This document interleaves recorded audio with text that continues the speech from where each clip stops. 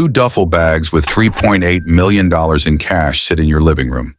You have 72 hours to make it clean, not because you wanted this, but because the people who gave it to you don't accept excuses.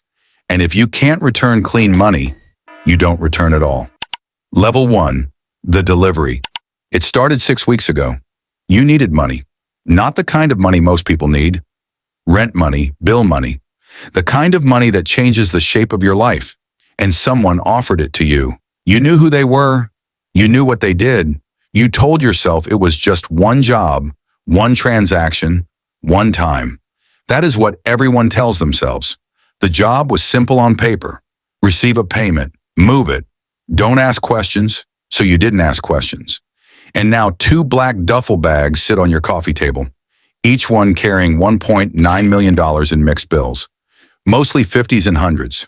Non-sequential, untraceable, for now. You sit across from them on your couch. The room is completely quiet. You have 72 hours. After that, the cartel wants one of 2 things: clean money or answers. And the kind of answers they accept are the kind that end careers and lives, so you get to work. Level 2, the problem with $3.8 million in cash. Here is what most people don't understand about large amounts of physical cash. It is not free money. It is a problem in the shape of money. You cannot deposit it. Any bank deposit over $10,000 in the United States triggers an automatic report. It's called a currency transaction report, a CTR, filed directly with the Financial Crimes Enforcement Network, FinCEN, the federal government. So $3.8 million in a single deposit is not an option. What about multiple small deposits? That has a name too: structuring, breaking large amounts into smaller deposits specifically to avoid the $10,000 reporting threshold. That is a federal crime, even if the money itself was legal, even if every dollar was earned legitimately. The act of structuring to avoid detection alone is a criminal offense. So you can't deposit it directly. You can't structure it. You can't wire it. No account can receive $3.8 million without triggering immediate review. You can't spend it. Large cash purchases of cars, jewelry, real estate require reporting. Every path you can think of has a federal regulation sitting behind it, waiting, watching. This is not a financial puzzle. This is a trap, and you are already inside it. Level 3. First escalation, small businesses. You make your first move. Small businesses, the classic method, the one that every money laundering case in history has tried at least once. You find 3 businesses: a car wash, a laundromat, a small restaurant, all cash-heavy businesses, all with legitimate reasons to handle large volumes of physical money daily. The plan is simple. You inject the cartel cash into the daily receipts. The business reports higher earnings. The money moves from cash to bank account legally. On paper, it looks like a good week, then a better week, then an exceptional month. You move $200,000 through the car wash in the first 3 weeks. It feels clean. It feels like it's working. Then the problems start. The car wash is reporting revenue that doesn't match its physical capacity. A business that can service 80 cars a day is suddenly reporting income consistent with 300. The IRS notices discrepancies like this. They have algorithms for it. Pattern recognition software that flags businesses whose reported income does not match their physical footprint. Number of employees, utility bills, square footage, water usage. A car wash using 20% of the water it would need to service the cars it claims to have serviced. That is a flag. The laundromat faces the same problem. The restaurant, which seats 40 people, is reporting dinner revenues that would require 200 covers a night. The math doesn't work. And the IRS, quietly without calling you, opens an inquiry. You don't know this yet, but the clock is now running on 2 timers: the cartel's 72 hours and the federal government's investigation. And you are holding $3.6 million that is still cash. Level 4, second escalation, the bank notices. You try a different approach. Real estate. You find a property listed at $800,000. You offer to pay cash. The seller is interested. The title company is not. Under the Bank Secrecy Act, real estate transactions paid in cash above $300,000 in certain jurisdictions require the title company to file a geographic targeting order report. The title agent asked for the source of funds. You don't have a clean answer. The deal falls through. You go back to deposits. Small ones this time, under $9,000 each. Different branches, different days. You think you are being careful? You are not, because bank tellers are trained to spot exactly this. Multiple deposits just under the reporting threshold, rotating branches, cash that smells like it is trying not to be seen. The bank files a suspicious activity report, a SAR. Unlike the CTR, which you know triggers at $10,000, the SAR has no threshold. A teller can file one for $500 if the transaction seems suspicious. And your deposits, careful, distributed, deliberate, look suspicious. They look exactly like what they are. The SAR goes to FinCEN. FinCEN shares it with the FBI. You don't get a call. You don't get a letter. You don't know any of this is happening. That is how federal financial investigations work. They don't announce themselves, they just watch and build a file and wait until the file is complete. You still have $3.1 million in cash, and somewhere in a federal database, your name is now attached to a case number. Level 5, the cartel calls on hour 68, 4 hours before your deadline. The phone rings. You know the number, or rather, you know that there is no number. Blocked, always blocked. The voice on the other end is calm. That is the most frightening thing about it. The calm. They want a meeting. Tonight. You drive to the location. A parking structure. 3rd level. Empty. 2 men are waiting. They don't raise their voices.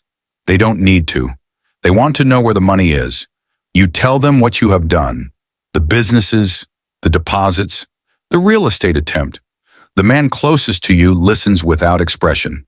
Then he tells you something that changes the temperature of the room. He says the businesses are already flagged. He says they know about the deposits. He says the organization has people who watch for exactly this. People inside financial institutions. People inside government agencies. He says what you did was not cleaning money. What you did was leave footprints. And now those footprints lead back to them. You have not solved the problem. You have become the problem.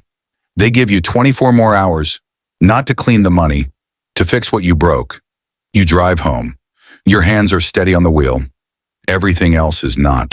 Level 6. The climax. What cleaning money actually requires. Here is what professional money laundering actually looks like. Not what you did. What the people who do this at scale and survive actually do. It has 3 stages: placement, layering, integration.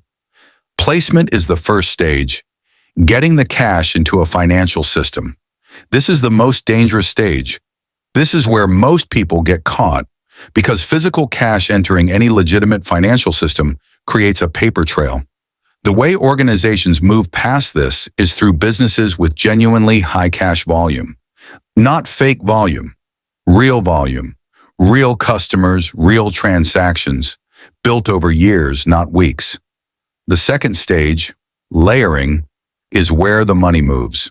Multiple transactions, multiple jurisdictions, shell companies in countries with strong financial privacy laws. The third stage, integration, is where the money comes back, as investment income, as property value, as legitimate business profit, clean, documented, taxable. This process, done correctly, takes months, sometimes years. It requires lawyers, accountants, offshore banking infrastructure, political connections. You had 72 hours, a car wash, a laundromat, and $3.8 million in duffel bags. You were never going to succeed. That was never the point. The point, which you understand now, is that you were always going to fail, and the cartel knew that, and they were watching to see what you would do when you did. Level 7, the resolution. What dirty money actually costs. Here is what $3.8 million in cartel cash actually costs. Not in dollars, in everything else. It costs you your banking. The moment you are connected to suspicious activity reports, even without charges. Banks begin closing accounts, quietly, without explanation. This is called de-risking. Banks would rather lose your business than risk a federal audit. It costs you your businesses. The car wash, the laundromat, the restaurant, all now under IRS inquiry. Even if you walk away clean, those businesses carry the flag. It costs you your freedom of movement. Federal financial investigations create watch lists. Your passport gets flagged. International travel becomes complicated, and it costs you your peace. Because from the moment the SAR was filed, from the moment your name appeared in a federal database, every financial transaction you make for the rest of your life happens under a shadow. Not because you are convicted, not because you are charged, simply because you are known. And in the federal financial system, being known is enough. $3.8 million in cash sat in your living room, and the cost of touching it was everything that money could not buy back. Level 8, the real lesson. Here's what this story is actually about. Not the cartel, not the money, the mathematics of risk. Every financial decision has a risk-to-reward ratio. Legal investments, stocks, real estate, businesses carry risk. But the downside is bounded. You can lose the investment. You cannot lose your freedom. You cannot lose your identity. You cannot lose your ability to exist in the financial system. Illegal financial activity inverts this completely. The reward is the money. The risk is everything else, your freedom, your future, your ability to ever have a clean bank account again. The people who offer you $3.8 million in duffel bags understand this math. They are not offering you money. They are offering you exposure. And they are keeping the part that matters. The infrastructure, the lawyers, the political protection. For themselves, you are the risk. They are the reward. That is the business model. Dirty money doesn't just come with legal risk. It comes with a permanent restructuring of your entire life. Every system you depend on, banking, travel, business, family, gets contaminated. Not immediately, slowly, quietly. The way a slow leak ruins a foundation, you don't see the damage until the structure fails. And by then, the money is gone and the damage remains. Level 9, what you do instead. There is a version of this story where you needed $3.8 million, and you went and found it. The legal version takes longer. It is less dramatic. Nobody drops bags on your coffee table. Nobody gives you a deadline. Nobody calls from a blocked number, but it builds something the cartel version never could, a foundation. The people who build real wealth. Generational wealth, transferable wealth, protected wealth, they build it inside systems, not around them. They pay taxes, not because they enjoy it, but because taxes are the price of operating inside a system that protects your assets. They document everything, not because they are afraid, but because documentation is the armor that makes your money defensible. The cartel's money, all $3.8 million of it, exists outside that system. Level 10, the rule. The duffel bags looked like freedom. They were a contract. A contract with no exit clause. Know the difference. Here is the rule. Write it down. Dirty money is not money. It is a liability with a dollar sign. Every dollar that cannot be explained is a dollar that owns you, not the other way around. The federal financial surveillance system in the United States is the most sophisticated in the world. Secrecy transaction reports, suspicious activity reports, geographic targeting orders, FinCEN, the Bank Secrecy Act. These systems were built by people who have spent decades watching exactly how dirty money moves. They know the car wash method. They know the structuring method. They know the real estate method. They know the offshore shell company method. Because every method has been tried, and every method has been mapped. 2 duffel bags, $3.8 million, 72 hours, and the most expensive education you will ever receive. The price of touching dirty money is never the money. It is always everything else. Always. Build clean, stay visible, document everything. And never let anyone put a bag on your coffee table and call it an opportunity. Because what is in the bag is never what they say it is.